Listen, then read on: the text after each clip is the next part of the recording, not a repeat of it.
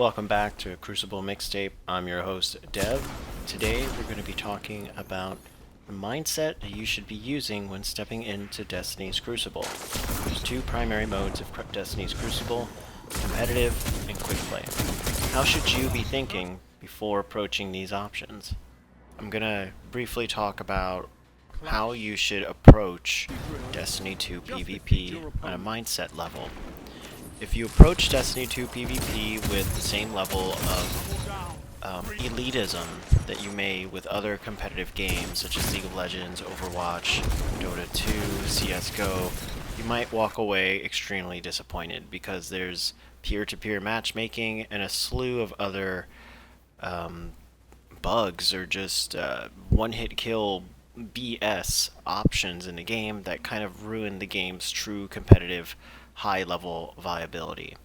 But amidst all of that, there's still a lot of fun gunplay, movement mechanics, and builds to explore within the game. When you're playing the game for competitive rank or glory, I'd argue even when you're doing that, still have a somewhat free mindset.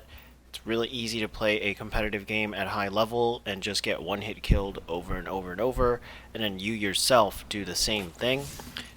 It's kind of what the game boils down to at some points. Yeah, there's primary gunfights, but sometimes you go through a whole game where you're just getting picked off one by one shot at a time. And it happens in comp. But the good thing about competitive versus quick play is that it's a smaller game environment, just like a Rumble game. And there's only 6 players and it's a 3v3. So it lets you predict gunfights in a better way than you can in a 6v6. It lets you learn the map's spawns, it lets you learn how to attack spawns, it also lets you learn how to spawn trap people, maybe even separate people through spawn trapping. Have one guy spawn on point A, and then his other 2 guys spawn on point C, allowing you and your 3 teammates to pincer the solitary guy. This happens in comp when you're snowballing. It's usually just a byproduct of going into the enemy base, killing them, but not all at once, but like stagger killing them, and then the game kind of spawns them in random places across from where you are, and then that allows you to make an educated guess of where the enemy could be. They don't always spawn together in comp, and you're able to see this and kind of dictate where the spawns go depending on where you kill the enemy in comp. You do this in quick play as well, but because it's 6v6, there's 12 people, there's just so many factors that the game has to put in to determine spawn points that it's very possible to go through Destiny quick play and just not understand how spawn works and just get spawn trapped and have a bad experience understanding what your base is versus the enemy's base is. For the most part, spawns are just a flexible thing. There's no static my base and the enemy base, maybe for the first minute or 2 of the game, but that will change depending on where a bunch of enemies are on the map, or a bunch of your allies are on the map. That makes spawns constantly a flux. You have to constantly be thinking about where the enemies can spawn to get the advantage on them. So you're able to do this better in comp. You're able to understand the influence of heavy ammo a little bit better in comp. I mean, yes, the team that gets heavy is most likely going to win the round or win the game or get a bunch of kills. That's pretty apparent even in quick play, but in comp only one person gets heavy at a time. So if you're the one who grabs heavy, your teammates are relying on you to get 1 or 2 kills of that. You're going to have to perform on that. So you get to test that. You get to learn how good a rocket launcher is in a 3v3 scenario. You get to learn how good Darcy is in a 3v3 scenario, and these random interactions that happen in a smaller environment with heavy allow you to just test builds and situations better again. It feels less punishing in a way to die in ranked because in competitive, because you're able to understand why you lost. I mean, yes, there's Lord of Wolves, yes, there's the broken builds, but because it's only 3v3, you can understand if you lost a duel because your bullets were off, or if you lost a duel because you thought it was a duel, but then his ally came in and killed you while you were blindsided. These types of deaths make a lot more sense in 3v3. To get cascaded on in 3v3, it happens differently than it does in quick play. Though it does happen in quick play, a team can easily just kind of group up together and start running in with their supers and kill a whole enemy team in their spawn, and then go repeat it on the other side of the map with the next set of supers. That happens in quick play and in comp as well, but usually in quick play, it just happens in such a steamroll kind of fashion that I doubt you're really able to learn from it, and you just kind of learn to follow the super. Whereas in comp, you just learn how to cover each other. You also learn loadout variability in comp. Sometimes I lose games because all three people are running a sniper and I wasn't flexible enough to switch to a shotgun or a different weapon archetype because of the metagame that happens on PC with hand cannon sniper, hand cannon shotgun, machine gun heavy. People kind of fall into the same patterns in high level comp. They use similar guns and they're sometimes not willing to switch off of their best picks. So having that flexibility at a high level can be a great aid to your team, especially if you're running freelance and you just inspect your allies and you see that they're both running Revoker. Maybe you shouldn't be the third Revoker, maybe you should be running Mindbenders instead, maybe you should be running maybe dual primaries, or maybe Fighting Lion. If you're really good at Fighting Lion, you could run that with your teammates and help without really being put into danger. It's a pretty good strategy, but it can also be a bad strategy because you have no one-hit kill options. So it's a game-by-game, map-by-map, teammate-by-teammate type of thing you have to be flexible for. But at the end of the day, even the competitive ladder of Destiny 2 is not that serious, so don't feel so afraid to interact with competitive mode. I read a lot of forum posts about people who they get disheartened by losses in competitive, or just by the idea of going into this playlist and having to having to grind out Luna's Howl, Recluse, and all these other guns. Just play. Think about it as a smaller match where you're able to learn better. Quick play is really more fun to try out builds, but at the same time, people try hard like crazy in quick play. Sometimes the competitive playlist feels much more relaxed and chill. Yeah, it's still competitive and people want to win for those glory points, but because of the smaller environment, the metagame itself feels more contained just because it's less people. But if you're running into 6 guys running the best guns on the enemy team in quick play, it's just exhausting, and then you feel like you have to do that, and there's 6 of you guys doing that, and it's just so much of the metagame, so much of try-hard. You kind of get less try-hard in competitive, but in a more individualized environment. In Rumble, you get this a little bit more too.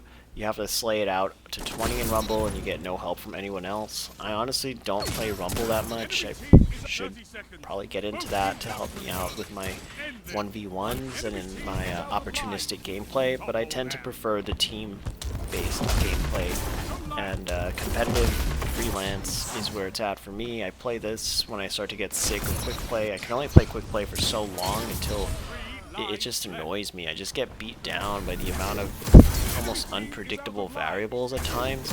Like, there are games where I'm able to control the flow of my engagements. I'm able to control where I want to be and who I want to fight in a duel, but then there's other times where even when I'm watching a replay of a game, I realize that there's just nothing I could have done in a certain situation when it comes to quick play, just because of the sheer number of people, or just because of some uncalculatable thing that, like, I can't do at that moment because, again, the sheer number of people.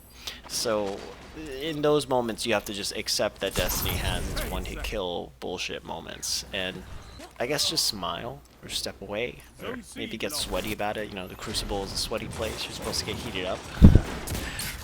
But yeah, even at the highest level, you're just gonna get janked out of a life. Like, you're gonna die in the most BS ways in the highest level PvP in this game, and unless if you're running a tournament where they're banning out, like, the meta, they're banning out certain guns just to promote a certain type of playstyle, and, you know, banning out exotics, people are always going to gravitate towards the metagame. They're always going to gravitate towards the top percentage weapons to get a win, to get the best result.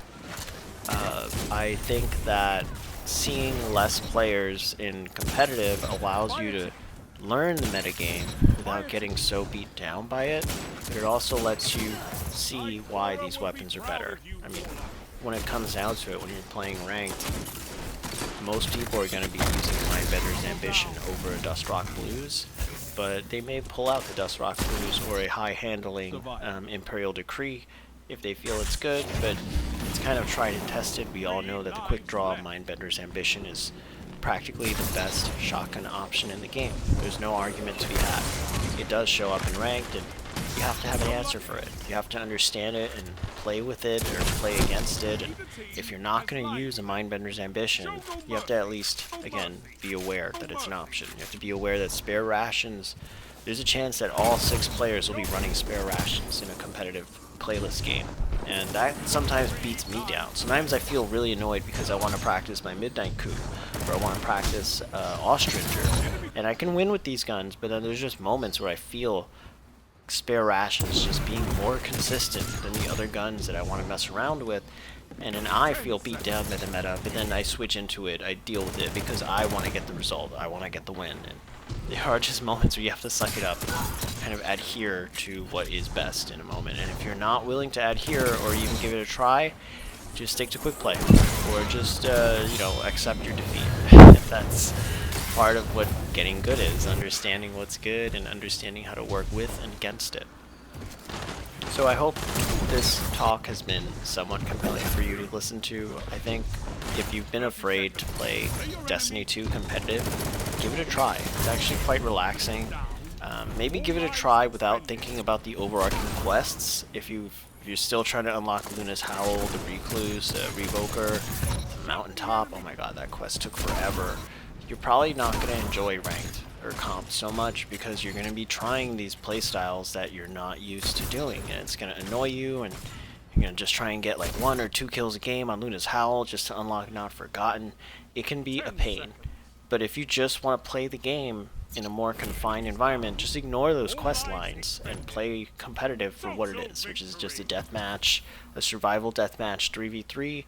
If you're just playing with your best attitude, your best mindset, you'll get a good time out of it. You'll learn what Destiny 2 PvP has to offer. You'll see the meta, and you'll also see what people do when they really want to win. And if you lose to something, you can try it out too and understand why it's so good. You'll see that I switch to Lord of Wolves sometimes when I die, or I'll switch to Revoker when I feel like I'm getting sniped too much. Sometimes the best way to beat an enemy is to match them and use the same option that they're using against them. But this doesn't flesh out so much in quick play. Like, yeah, maybe the same guy gets you every once in a while in quick play, but then there's all these other people. There's 5 other people. But in 3v3, when the same guy is getting you with a headshot from across the map over and over, or when the same guy is getting into Lord of Wolves situations with you and you just can't get away, it stands out and you have to do something about it. You feel the pressure put on you to like adapt or lose, and I love that. That is part of the Crucible to me. Like, that revolving metagame that the players force upon each other is part of high-level Crucible to me. Yeah, Lord of Wolves is a little bit too good. I'm gonna stop talking about that. But that revolving, I'm using this better than you. Are you gonna switch, or are you gonna keep letting me get kills? That is something that I love about Destiny PvP, and I hope it doesn't change, and I hope more people step into the competitive playlist. I really hope Trials winds up being a good endgame PvP option for us going forward, and maybe that something can be done about quick plays, skill-based matchmaking, connection-based matchmaking. It just seems so much sweatier there in quick play. I really think that sometimes stepping into the classic mix playlist is just asking for a bad time. It's just asking for stacks and people just running their most optimized loadouts. In Control, I understand that that's a skill-based matchmaking playlist, so I accept that I'm going to have to try a little bit harder in Control. But even in Classic Mix, it might as well be skill-based matchmaking if it's not officially so. It feels like the skill-based matchmaking is on more in Classic Mix than it does in Control. And the rotating options or whatever, I play Supremacy when they come up, and I think my Supremacy skill-based matchmaking is good, but I don't even know if it technically has one, since it's barely even there. But yeah, I mean, I think if you're gonna do quick play, Control is probably the more relaxed option, opposed to Classic Mix. Classic Mix is just gonna be Sweat Lords all day, getting stinky. So for the most chill PvP in this game, I'd argue it's going to be control and freelance competitive. Don't step into competitive until you have a few purples that you're used to at least. If you're a brand new player, stepping into competitive with blues, you're probably not going to be able to get the most out of this game. You want to have a build ready, up and going. And until you have your build going, quick play is perfect for that. You'll get those drops. You'll get some good weapons like the shotgun from quick play or Last Perdition. There's some okay weapons that you can get from there, but you really want to fill out your build a bit more before stepping into competitive. Once your build is filled out and your character is, I guess, somewhat optimized, you can really start to enjoy the competitive playlist. Thanks so much for tuning in today to Crucible Playlists. I hope to catch you guys on the next video. If this video podcast was helpful or you just like listening in, please leave us a thumbs up or a comment. It really helps the channel. Peace out.